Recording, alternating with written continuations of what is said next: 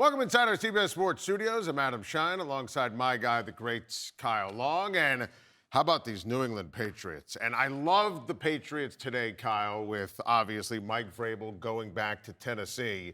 And normally there's the interim head coach get fired bump.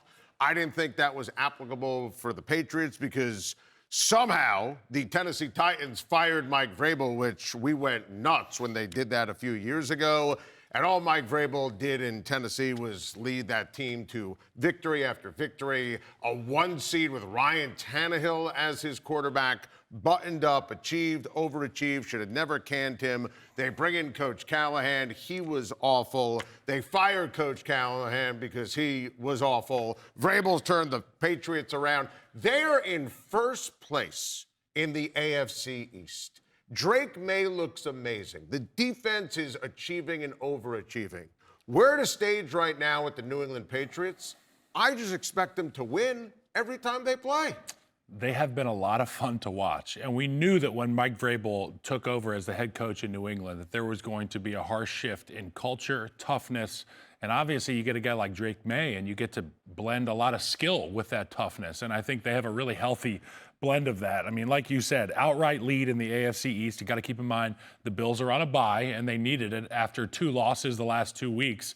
And I don't think the Bills are not going to be the Bills when it comes time for crunch time, meaningful football. They're all meaningful games, but you know what I'm talking about. This Patriots team has needed to prove it to themselves and to the league, particularly the AFC East, that they ain't playing around. And this guy, Drake Maye, is not playing around. And I think I'll start with him.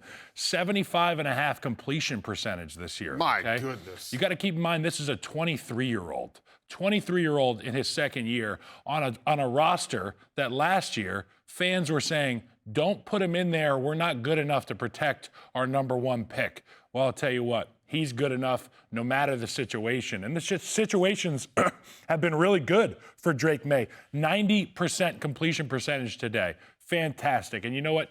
I always say stats are like bikinis. They'll show you a little bit. They don't show you everything. But if you watch the tape, you'll see everything. Hey, no laughing back there. That guy, Drake Maye, is tough as nails. I saw him go whiplash style, head on the turf today, shook his head a little bit, went in the blue tent, came back out.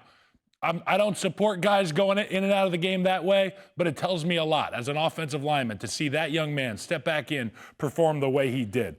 New England, 6 takeaways in their last 3 games. It feels like a Mike Vrabel football team, doesn't it? Ramondre Stevenson, the way he just hammers home like a shark, 3-4 yards a carry. He'll make the linebackers feel him. Drake Maye is throwing the deep ball as well as anybody in the National Football League. They've got a number of guys who can catch the football. This stands out to me. So 300-plus passing yards each to Stephon Diggs, Hunter Henry, and Kayshon Boutte this season. A number of guys can go ham for Drake Maye. And he's that guy who's like, whatever situation, wherever you are on the field, I can get you the football. And oh yeah, he can run like a deer. That's what you need. When you got a drag in there in Josh Allen and the Buffalo Bills, you need to fight fire with fire. They got their own dragon now in Drake Maye. It's up for grabs in the AFC East. Listen, I love what you're saying about stats and bikinis, and the Patriots are sexy. There's no other way to frame it. You watch Drake Maye, you look at this completion percentage, look what he did today. 91% completion percentage against Tennessee. I mean, that's gorgeous, any way you want to frame it, Kyle. And when I say at this stage they can beat anyone, and look, I thought that they would grossly and vastly improve because I think Mike Vrabel is unbelievable as a head coach. Top 4 or 5 coach in the NFL. His teams are buckled up, buttoned up, knows the rules, great in-game, maximizes talent. But I did think they were a year away from the playoffs. I think we have to take preseason picks, stick them where the sun don't shine. Yep. And I picked the Bills to win the division and win the AFC and win the Super Bowl. The 2 losses for New England this year, the Raiders and the Steelers, both are 1-score games. They're just beating everybody else. That victory against Buffalo was unbelievable. The way they followed that up with a taking care of business win against New Orleans, didn't get too high. In a horrible place to play. Absolutely. Tough place, the dome, the crowd. Kellen Moore's got that team at least, playing hard. And then to absolutely bludgeon Tennessee. By the way, Browns are next. Like, if you're a Bills fan, this is hell. This is a nightmare. This was supposed to be your year, your time to shine. Right now, forget preseason picks. I look at the AFC East, and I don't think that New England's going to blow it. I think as we speak, the team to beat in the division, Mike Vrabel, Drake Maye, and the New England Patriots. Easiest schedule remaining in the National Football League. I mean, you have to really think about that. The way they have overachieved early, going to Buffalo, getting that win, Huge. which was, a passing of the torch in New England as it pertains to the quarterback position. And we know that for a very long time, there was one guy who was the quarterback. And seemingly now, and I think you can tattoo it, Drake Maye is going to be the guy for the next 15 years for the New England Patriots. But let's get back to the Patriots as a whole. $300 million, roughly, spent on offseason acquisitions. What do we complain a lot about in this league? Because when guys are able to hit the street and go check out another team, usually there's a reason for that. If you're a good player, you stay where you were. The Patriots were able to identify winners, They went and got culture guys. There are 3 sack leaders on defense. Harold Landry III has 5.5. Kayvon Chason, we saw him have a huge play today. I just think, guys like Milton Williams, Super Bowl champion, they brought the right guys in there. They were willing to pay them, and they are reaping the rewards of investing in the right guys, having a head coach who's a culture setter, and in a quarterback-driven league, a freak at the quarterback position in Drake Maye. That's the formula for winning.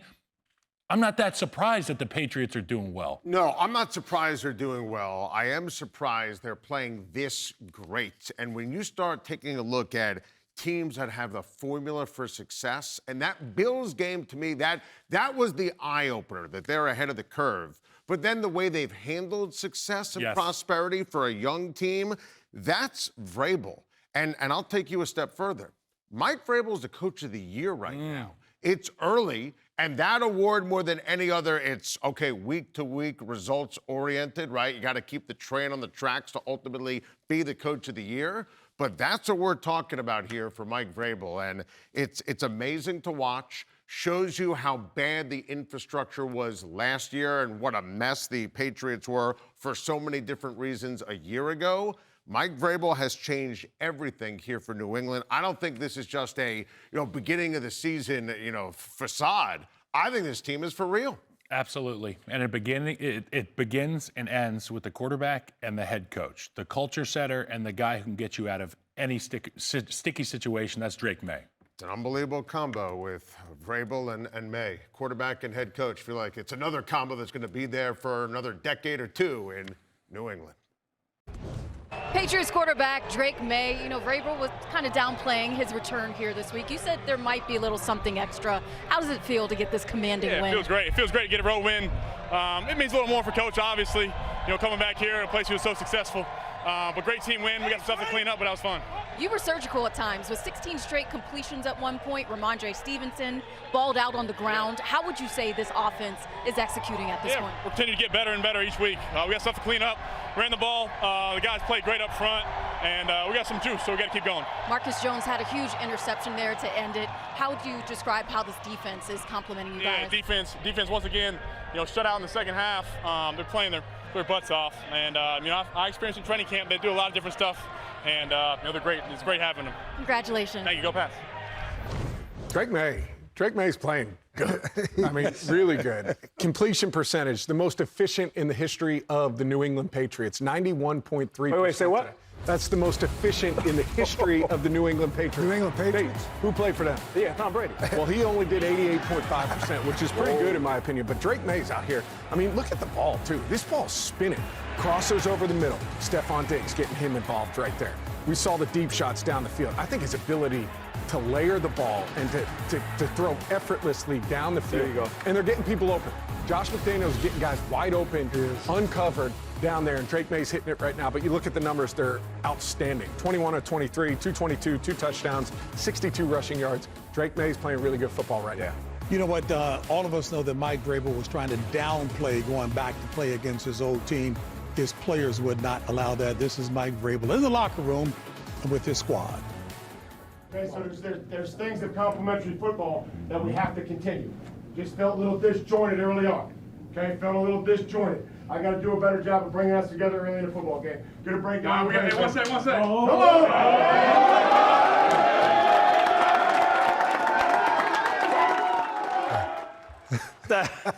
You know, Mike is a player's coach. The standpoint is he played the game at a high level. He holds everybody accountable. Himself, as he said before, we didn't start off the way we should. There he is right now. You can see him right now. They all know what this meant to him. And so, you know, listen, Mike Vrabel is a football coach made to be in that football with that team. He does that after every game? Yeah, he Yes, does. he does. You know Absolutely. That's what I used to do after every Absolutely. game when he was a rookie. I shook everyone's hand when he came in the locker room. Really? So did he learn that from you? I don't know if he did or not, but I did after every game sit there and make sure I shook everyone's hand. And why did you do that, Coach? Because I wanted to make sure that everyone understood I appreciated their efforts for that particular day. Hey, but doesn't he shake your hand after the show? Where's my handshake after the show, man? I Yeah. Not if I win a debate. He doesn't shake my hand. You guys are out here so fast, you're trying to catch up flights to get out of here. But, you know, I mean, I think Mike Vrabel is, again, I go back to the same thing. Mike's got a bigger vision. He understands it. There isn't a whole lot. Like, let's not be surprised by winning. It's a game that we should have won. We were a better football team than they were today. Yeah. And, you know, again, for the Tennessee Titans, it's tough. You know, matter of fact, looked this up. The last 10 times that a head coach was fired in the season, the following game with the interim coach, teams were 3-7. So it's hard. It's hard for players to come back when you're going down the depth of any organization. And I wasn't a part of it, but I've seen it. Is your head coach gets fired in the middle of a season, and you guys, I don't know if you've been a part of that.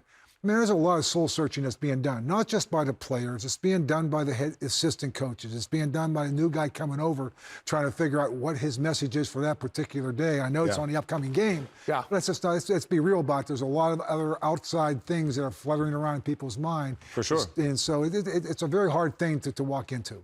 I mean, I've been through that, and it is difficult where, you know, you've got other coaches that, you know, maybe not week one, but as the year goes on, you're trying to navigate where you're going to be in the future. You've got players who are doing the same. But I look at New England on the positive side of this and think about their last 3 weeks, going on the road, 3 games in a row, finding a way to get it done. It started with that big win against Buffalo. Man. The response of going down to New Orleans, which is not an easy place to play, and a team that I know their record is what it is, but they play tough. Kellen Moore has them playing tough. And then they come out today in a game that could be a trap game, right? Where you have a head coach that's fired. You've got a storyline of Mike Vrabel going back there. We saw they were sleepwalking a little bit, and Mike referenced that. We were disjointed early on in that ball game. But good teams find a way to get it going in the right direction. They did that midway through the game. Nate, you said it in the pregame show. You felt like they've got a legitimate chance to win the AFC East. And they do. Yeah. I mean, they really do, because I think you talk about going on the road 3 in a row, finding ways to win. You got a young quarterback who's playing really well.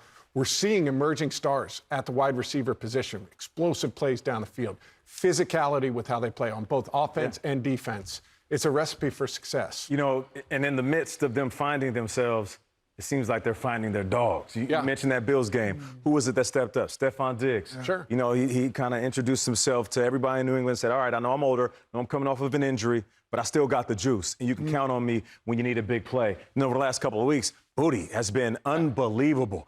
And I just feel like when you find guys over the course of a few weeks, now we know who we could lean on in November, December, when we have some very clutch games, and I need some guys to step up in clutch moments. But getting back to Drake Maye, though, I have to admit, I did not know he was this good of a passer. You know, something I learned from Matt is he said that when there's quarterbacks that you look at and you evaluate them, you can really put them into 2 categories. There's passers of the football and then throwers of the football. Right. The throwers of the football can grab it, they can grip it, and they can let it go. Passers of the football, these are guys that can grip it, rip it, nice spirals. They know how to throw different types of balls on different types of routes. But even when it comes to passers, there's guys like Matt Stafford. A young Matt Stafford felt like he could throw through a brick wall. Right. And then over the course of his career, he started to figure out how to put certain touch on certain balls, and there's levels to it. Drake, I'm not saying he's on Matt Stafford's level, but what I'm saying is he throws certain fade routes, and it looks like one of the most catchable balls in the NFL. The way that he has his trajectory on the ball and how it comes down, and I know our football fans are smart that watch the show. I know you have a high football IQ, but I'm just telling you from a perspective of a wide receiver, when we see a ball go up and down and it's easy to track and it can fall right into my hands, no matter where it is in my radius or in the proximity of where I may be, it's an easier ball to catch. And I'm noticing that with Drake Maye. So passes that might seem difficult because of the distance from where he's throwing, they're easier to catch on the other side of the ball where the receivers are. And if I may, in this educational process, after this, I want you to go to the instant update. But you talked about Drake Maye, and maybe it's what Nate is saying, layering the ball. Layering. What does that mean? What Nate is referencing, I used to say that ball hugs the ceiling. Yeah. Right? The ball hugs the ceiling. So it's thrown with enough touch, but it kind of just hugs the top of the ceiling, doesn't tick it, and then just comes down right over the top. And I think you see that on routes over the middle. We've seen that on crossing routes where JB, it might go over a linebacker, layered over a linebacker, but just high enough to be able to get back down and right into the receiver's hands. He does an excellent job of that.